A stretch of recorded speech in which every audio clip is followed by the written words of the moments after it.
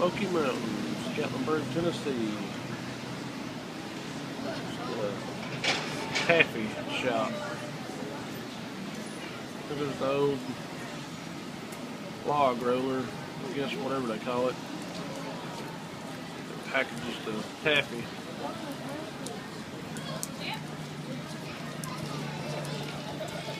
Cool. See it handy?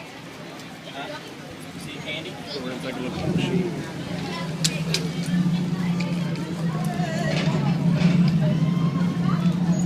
We're all the way down to the mall. That's Taffy. She's gonna throw a fit because you didn't buy. Yep. Now what it does is they put the taffy on the log, and the log rolls it up, and then it spits the taffy out into a basket, into little pieces. And there you have it. This candy store was built in 1951. That's what they said.